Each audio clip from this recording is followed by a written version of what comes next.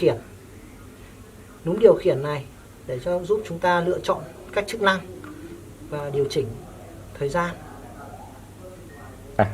Máy có các chức năng. Một là hàn giật tôn. Chức năng thứ hai, hàn dây lượn sóng. Chức năng thứ ba, hàn nóng đen. Chức năng thứ tư, gia nhiệt bằng điện cực carbon. Và chức năng thứ 5 là chức năng mình có thể tự lựa chọn dòng hàn, thời gian hàn và lưu lại bên trong máy.